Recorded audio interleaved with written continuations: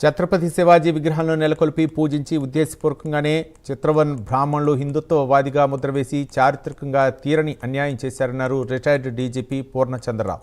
నేడు శివాజీ జయంతి సందర్భంగా హైదరాబాద్లోని మీడియా సెంటర్ డౌన్ టౌన్ మాల్లో శివాజీ చిత్రపటానికి పూలమాల వేసి నివాళులర్పించారు.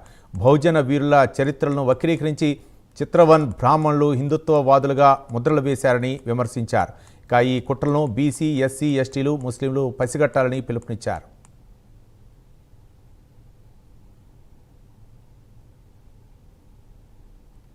పాలనలో సివిల్ సర్వెంట్స్గా, మంత్రులుగా, చిన్న చిన్న అధికారులుగా, క్లర్కులుగా ఈ చిత్రవన్ బ్రాహ్మణులు, దేశస్థ బ్రాహ్మణులే మరాఠా శివాజీ తదనంతర కాలం ఆ రాజ్యంలో రాజ్యం.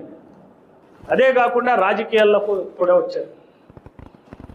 ఈ శివాజీ మొత్తం ఛాయల్ని, శివాజీ చేసినటువంటి సర్వమత సహనాన్ని కానీ, మరి మంచి రెవెన్యూ పాలన కానీ, అన్ని రకాలైనటువంటి మార్పుల్ని దాదాపుగా ఈ బ్రాహ్మణ సమాజం తుడిచేసి ఆ కాలంలోనే జ్యోతిబా పూలే పుట్టాడు. ఆయన జ్యోతిబా పూలే విషయాన్ని గమనించి మొట్టమొదటిసారిగా శివాజీ సమాధిని 1869లో ఆయన గుర్తించాడు, వెలికి తీశాడు.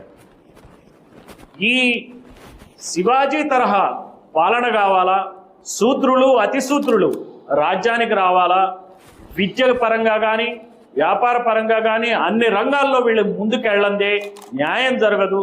ఈ కుల వివక్ష రూపుమాపాలని చెప్పి, మత వివక్ష రూపుమాపాలని చెప్పి జ్యోతిబా పూలే తన ఉద్యమాన్ని మొదలుపెట్టాడు. జ్యోతిబా పూలే అప్పుడు అంటాడు, Shivaji is the real Bahujan hero.